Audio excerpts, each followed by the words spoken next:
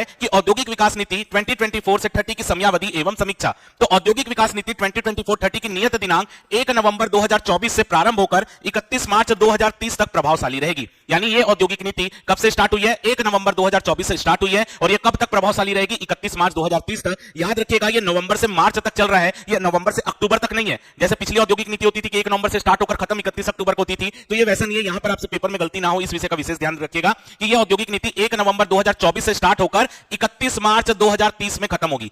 औद्योगिक विकास नीति 2024-30 के अंतर्गत निवेश के आधार की दृष्टि से अगर आपसे पूछे औद्योगिक निवेश प्रोत्साहन की दृष्टि से उद्यम कितने प्रकार के हैं, तो आप बोलोगे सामान्य उद्यम, थ्रस्ट सेक्टर का उद्यम, कोर सेक्टर का उद्यम, अपात्र उद्यम और विशेष श्रेणी का उद्यम। लेकिन अगर आपको बोलता है केवल निवेश के आकार के आधार पर दृष्टि से उद्यम कितने प्रकार के हैं, तो ये 8 प्रकार के हैं। सूक्ष्म उद्यम, आपका फिर इसका मैं पेन का कलर चेंज कर लेता हूं।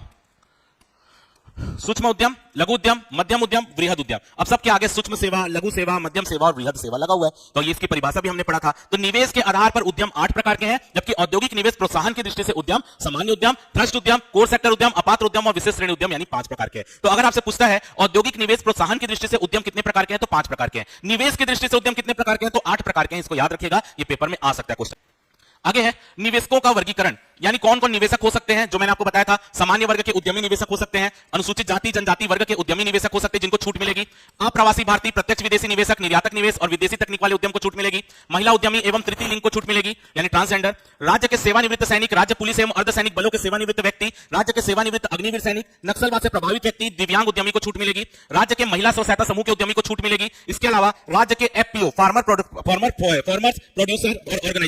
प्रोड्यूसर ऑर्गेनाइजेशन यानी कृषक उत्पादक संगठन, याद रखना कृषक उत्पादक संगठन, फार्मर प्रोडक्ट्स जो आपके प्रोड्यूसर ऑर्गेनाइजेशन होते हैं, कृषक उत्पादक संगठन, इनको भी छूट दिया जाएगा इसके अंतर्गत। तो निवेशकों का वर्गीकरण, ये सब निवेशक हो सकते हैं, कृषक उत्पादक संगठन, राज्य के महिला स्व सहायता समूह के उद्यमी, राज्य के सेवानिवृत्त अग्निवीर सैनिक, नक्सलवाद से प्रभावित, ये सब चीज मैंने पहले बता दिया। फार्मर प्रोड्यूसर ऑर्गेनाइजेशन यानी कृषक उत्पादक संगठन इसके अंतर्गत निवेशक की श्रेणी में आते हैं। तो निवेशकों का वर्गीकरण 7 प्रकार से किया गया है, इसको भी याद रखिएगा।